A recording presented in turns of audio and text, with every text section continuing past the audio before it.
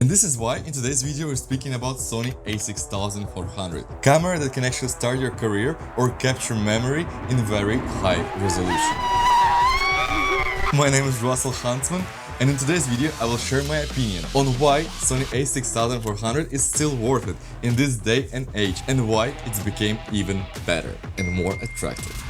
Back in the days, I really wanted to start photography and videography and invest my money in a camera that can capture great image both in pictures and video. But there was one problem. I was broke and I could not afford full-frame camera from Sony or Canon. But still, I wanted to get something professional, something that can actually make my career. And then it's happened. I fell in love with my baby, Sony a6400. It took me 3 years to master this camera and squeeze all juices from it. What a beast, eh? And only now I made a switch to Panasonic S5 Mark II. In combination with the lens and ND filters and all other stuff, it's cost me more than 3,000 euro. Ouch. But if I could not afford an expensive camera, would I still buy Sony a6400? And the answer is yes, absolutely. Honestly, after switching to the bigger camera, I started to appreciate my Sony a6400 even more. It is an affordable, hybrid camera that captures an amazing video and images. And now it's even easier to get great results with this camera than it was back in the day. You see, right now we're actually blessed with the softwares and AI and other tools that we can use to enhance our video. By only mastering DaVinci Resolve, you're able to recreate any possible color grade that you have seen in professional movies. And the same stuff applies to photography, but about that a little bit later. You see, there's a few things where it's hard to put a6400 in a box with the tag outdated garbage, because it still is an amazing hybrid camera. It can shoot in 6K that is internally downsampled in 4K and 120 frames per second in slow-mo. And you probably would say, Russell, but all cameras has it now. And you're gonna be done right, congratulations! All cameras has the same image quality nowadays. So the question is, why you should pay more if you will get the same stuff in this small pocket-sized cinematic beast, eh? Keep it in mind, if you're gonna spend all your money on an incredible camera, only on the body, and you won't be able to afford really expensive freaking full-frame lens, then I bet that footage from a6400 gonna be way better with Sigma 56mm 1.4, like 100%. Unfortunately, I'm not able to show you the differences because I don't have a cheap lens, but what I can do is to show you how similar in quality are the setup that is cost 300,000. You're gonna be amazed. Check it out. Alright, honestly to say, I'm quite confused because I went to the park and I took some samples with Panasonic and my Sony a6400, and I thought that I'm gonna show you some examples where Panasonic gonna destroy my camera, but I will be like, hey, but it doesn't matter because Sony still takes amazing pictures and you're gonna use it anyways for social media. But I'm quite amazed because I got completely unexpected surprise here. I was not expecting that, but I have a strong feeling that Sony a6400 is actually outperformed Panasonic S5 Mark II. So this is my Lightroom, and here I have a couple of samples of photo that I took with Sony and Panasonic. And this is the version of Panasonic, and this version is from Sony. So first of all, I don't know why, maybe because I used wrong white balance, but on Panasonic, pictures looks more saturated and more yellowish.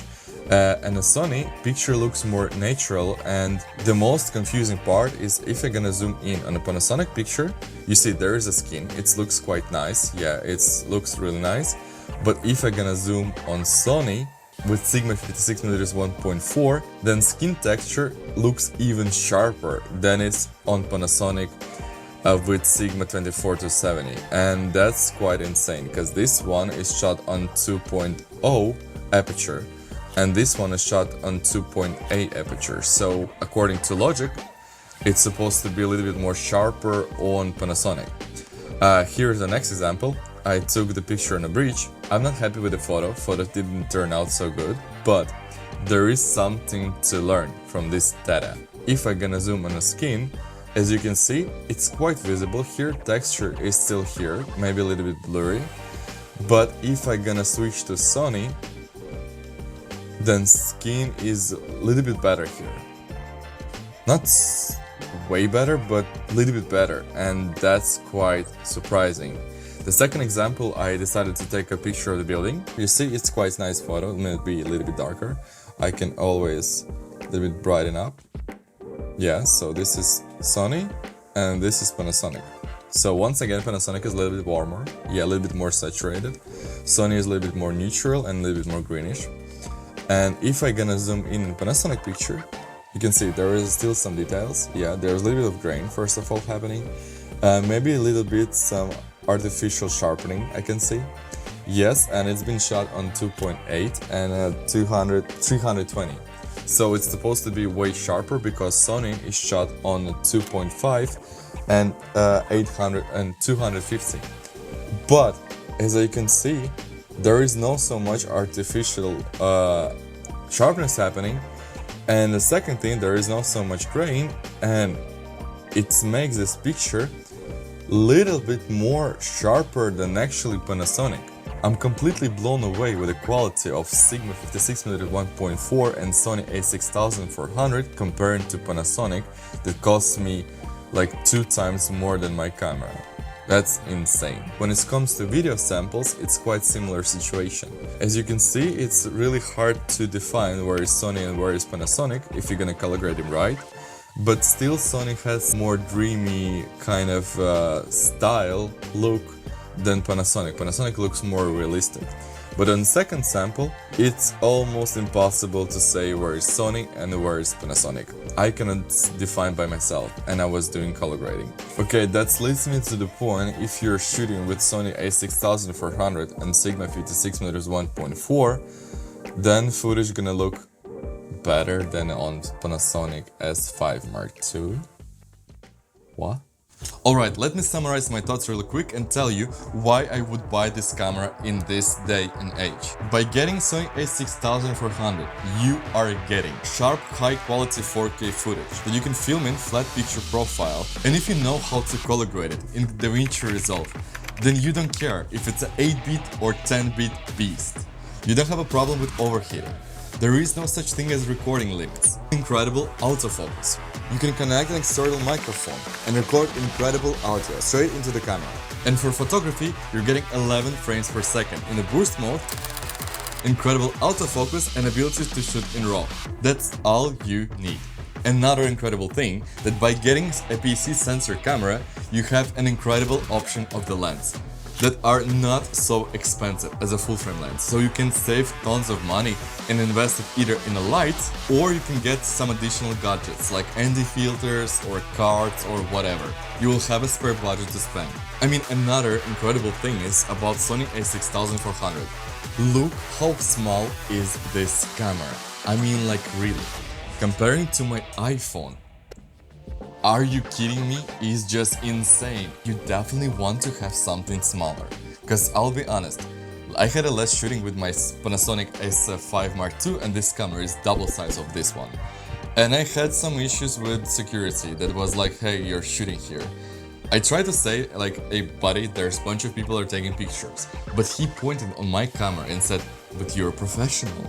So yeah, by getting this camera and this, which is this small, you're automatically avoiding this problem. No security gonna come to you and say like, hey, take away your professional tool. No. I mean, like, last thing that is really attractive in my opinion is the price for this camera. Nowadays it's became super affordable and you can get a second-hand version very cheap. And with that being said, right now we're gonna move to the ugly side of Sony a6400. Sony a6400 has no IBIS, which stands for Inbuilt Image Stabilization. But it's not a big problem if you're a photographer. And if you're a video shooter, you can always fix it. The battery life of Sony a6400 is very sad. But once again, you can either get yourself more batteries, either use your power bank. Sony a6400 does not shoot 4K in slow-mo, but you can still shoot in 1080 up to 120 frames per second. And in my opinion, that's also not a big problem, because trend with the slow-mo, it's already past. And if you're shooting, for example, for Instagram, for YouTube, no one gonna see the difference between 4K and 1080 anyways. You see, every single thing about this camera, every single bad thing about this camera can be fixed. And that brings me to my major point. that nowadays this camera is even better, because nowadays there's so many tools that can fix all the issues in this camera. And if you're gonna take in account that this camera is cheaper now, then in my opinion this is 100% an incredible option for videographers and photographers. And remember one thing, limitation of your gear will definitely gonna improve your skill. With that being said, thank you so much for watching this video. I really hope that this video was helpful for you, and if yes, don't forget to subscribe to the channel, hit the big fat like. And my name is Huntsman. Stay creative, be productive, peace.